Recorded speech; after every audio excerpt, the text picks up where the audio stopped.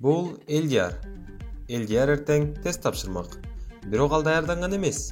Эгерде тесттен жаман баа алса, келечеги жаман болуп калышы мүмкүн. Тез арада бир нерсе кылыш керек. Бирок Элдияр акылдуу бала. Ал тестти кантип ийгиликтүү иштөөнүн жолдорун билет. Элдиярдын тест иштөөдө 6 эрежеси бар. Ал 6 эрежени бизге көрсөтүп бермекчи. Биринчи эреже — көз жүгүрт. Тест башталганда баштан аяк көз жүгүрт. Тест менен үстүртөн таанышып чык да, оңой жана оор суроолорду өзүнчө бөлүп кой. Көз чаптырууга көп убакыт коротпошуң керек. Эң көп дегенде 1 мүнөт жетиштүү. Экинчи эреже — оңойлорун биринчи иште. Эң биринчи оңой суроолорду иште да, оор суроолорду тесттин аягына калтыр. Себеби оңойлорго убакыт көп коробойт. Эгерде татаалынан баштасаң, убактыңдын көп бөлүгүн жоготосуң да, башка суроолорго убакыт жетпей калат. Үчүнчү эреже — ката вариантты алып сал. Тесттин кээ бир суроолорунда логикага туура келбеген варианттар берилген.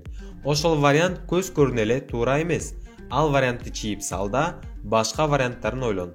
Канчалык аз вариант болсо, ошончолук туура жооп берүү мүмкүндүгүң көбөйөт. Мисалы, бул суроодо иреттик санатооч кайсы деп берилген. Г вариантын карасак, сегизөө деген сөздү камтып турат. Бирок кыргыз тилинде сегизөө деген сөз жок, демек жарабайт. Ошондуктан чийип салабыз. Дагы издейли. А вариантында жөн гана 12 деп турат. 12 санатоочтун иретин көрсөтпөйт. Муну да чийип салалы. Ал эми Б варианты санды иреттебей, жөн гана болжолдоп, чамалап жатат. Муну да чийип салалы. Демек бизде жооп В варианты туура болуп чыкты. Төртүнчү эреже — суроону 2 жолу окуу. Тест түзүүчүлөр бизди болушунча адаштыргысы келет. Ошондуктан алар ар кандай ыкмаларды колдонушат. Кээ бир суроолор оңой көрүнөт, бирок оңой адашып, туура эмес да жооп берип калышыбыз мүмкүн.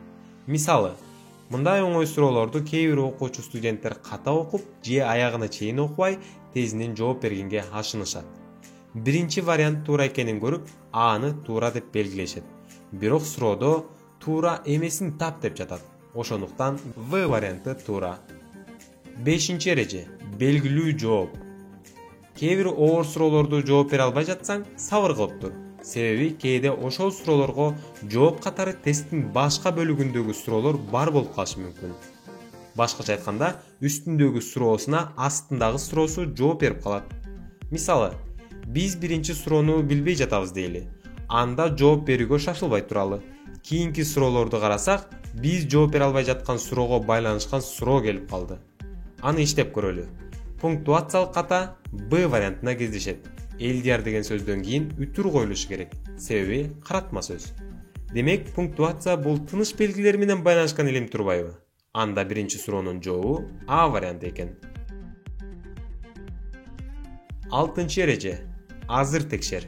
Көп окуучу студенттер тест иштеп жатып, тесттин аягында дагы бир жолу иштеп коем дешет. Бирок тесттин аягында убакыт тартыш болуп калат. Ошондуктан ар бир суроону ошол учурда гана текшерүү керек. Элдияр ушул эрежелерди бекем карманат да, эң аз дегенде канааттандырарлык балл алат. Бирок Элдияр эң жакшы стратегия бул тестке даярдануу экенин жакшы түшүнөт. Ал эртеңки тестке кеч болсо да даярданат. Элдиярдын 6 эрежеси силерге да керек болуп калышы мүмкүн. Ар бир тест тапшырарда эсибизде болсун. Колдон келсе жазып алалы. Биринчи — көз жүгүрт. Экинчи — оңойлорун биринчи иште. Үчүнчү — ката варианттарды алып сал. Төртүнчү — суроону 2 жолу окуу. Бешинчи — белгилүү жооп. Алтынчы — азыр текшер.